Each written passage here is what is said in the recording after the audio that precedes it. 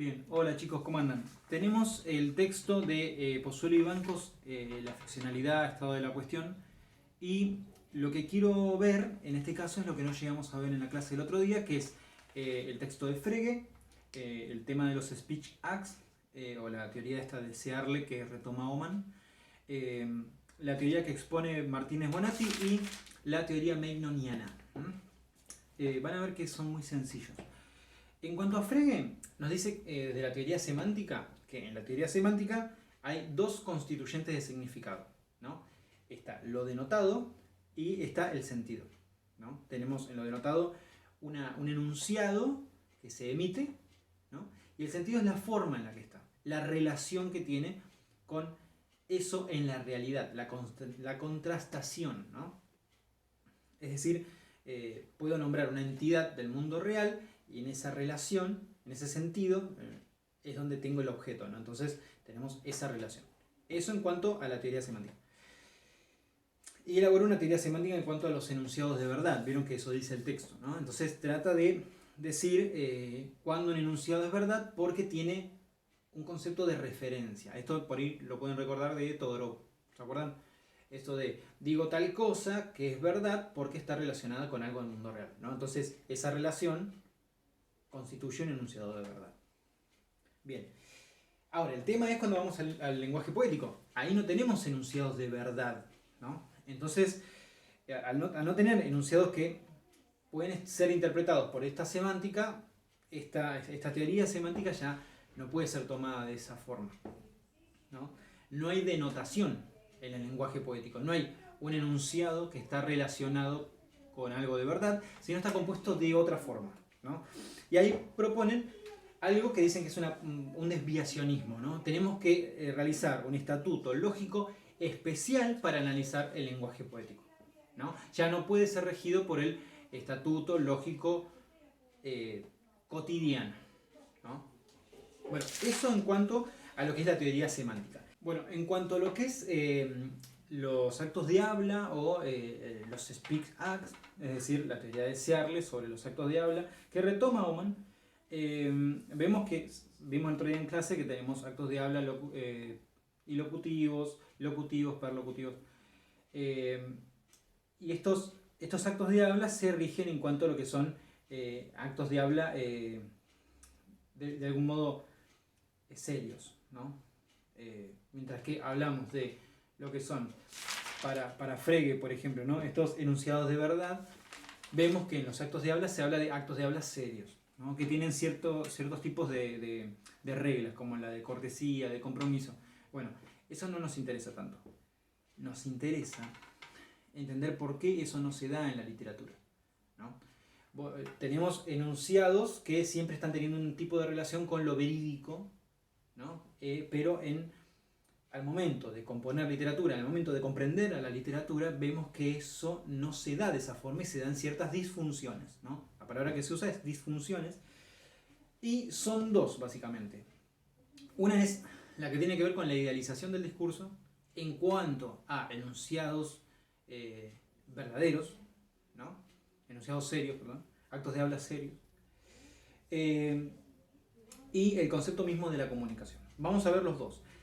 Primero, en cuanto a lo que son el tipo de relación entre lo verídico, entre lo real, entre la seriedad de un acto de habla, es una idealización de lo que es la comunicación en sí, de lo que es el discurso en sí. ¿Por qué? Porque todo el tiempo se están generando distintos tipos de enunciados, ¿no? Eso lo sabemos. Pero esos tipos de enunciados en un mismo discurso, en una misma conversación, puede tener más o menos realidad o no, más o menos verdad o no, uno puede confiar o no, uno puede descreer de algo o no. Entonces, esa idealización del discurso empieza a verse que se choca contra la literatura en sí, que todo el tiempo está compuesta no en rigor de una verdad, ¿no? De una verdad en cuanto a lo mimético, ¿no? Y vemos que el discurso cotidiano no se compone de esa forma. Entonces ahí tenemos una discrepancia. La otra es la de la composición misma de la comunicación. No podemos comparar a la literatura con un acto de comunicación impraesentia, ¿no? Tengo dos interlocutores hablando, Y no puedo comparar eso con la literatura, porque la literatura es in absentia, por más de que se componga un enunciado que trata de ser en el presente, ¿no? Ahí tenemos las dos disfunciones de lo que es la teoría de los actos de habla. Bien, después tenemos lo de Martínez Bonatti, ¿no? Esto de la ficción narrativa, que es imagen y representación mimética, y es lo que empieza a abrirnos la puerta para comprender a los mundos y a la teoría de los mundos posibles. ¿Por qué? Dice Martínez Bonatti que la ficción narrativa va a ser puntualmente la representación que se da, ¿no? La representación mimética que se va a componer, y va a haber una solidaridad entre un discurso de la forma de la representación y una creación del mundo. Es decir, fíjense que él reconoce dos componentes que se relacionan para poder crear ese mundo posible. Todavía no se llama así teoría del mundo posible, pero él dice, en la forma en que es representado tiene que haber una relación con la misma creación del mundo, ¿no? Entonces, no nos da lo mismo componer cierto tipo de universo literario con cualquier tipo de lenguaje, con cualquier tiempo verbal, con cualquier rigor de presentación o estructura o arquitectura narrativa, digamos, ¿no? Eso lo podemos ver básicamente en cualquier libro, pero principalmente en una serie, ¿no? En una serie, en un thriller, se compone con elementos que vamos desconociendo y vamos encontrando a lo largo del camino. Mientras que otro tipo de relato, como un relato más como El Señor de los Anillos, es necesario que vayamos edificando de un modo casi histórico todos los sucesos que se van dando y la relación que tienen con sucesos anteriores, pero no anteriores de hace 2 días, sino anteriores de otra edad, ¿no? Entonces ahí se va complejizando más ese universo, pero de otra manera.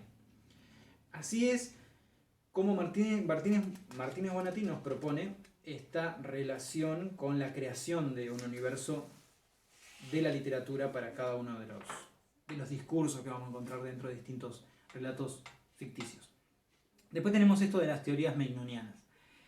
Es interesante esta relación que propone él, que es muy filosófica, entre el sein y el so-sein, ¿no? Esto del ser y el ser tal. Él dice, básicamente, de que se pueden componer objetos ficcionales y que que para que exista no necesariamente tiene que tener una relación con su propia existencia. Es complejo. Básicamente dice, según esta distinción puede sostenerse que un objeto que tiene tales o cuales características es independiente de su existencia. Entonces, el ejemplo que da es muy sencillo, esto de que Pegaso no tiene alas, ¿no? Sabemos qué es Pegaso y sabemos que tiene alas, por lo tanto ese enunciado no es verídico. Ahora, Pegaso no existe. Lo podemos ver en distintos universos de ficción creados por un mismo autor que retoma algún tipo de personaje. Por ejemplo, García Márquez compone el personaje del coronel Aureliano Buendía.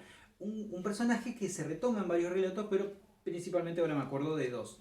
En 100 años de soledad nos muestra toda su creación, ¿no? Toda su vida, pero en otros relatos como El coronel no tiene quien le escriba, es la historia de un personaje de un militar que peleó junto al coronel Aureliano Buendía y habla del coronel Aureliano Buendía y sabemos cómo es el coronel Aureliano Buendía y sabemos cómo no es el coronel. Bueno, ahí tenemos algo que se reconoce como parte de la teoría magnoniana. Y básicamente eso es de Pozuelo y Bancos, ¿sí? Necesito que hagan el trabajo y que lo envíen ni bien puedan, ¿ok? Bueno, nos vemos.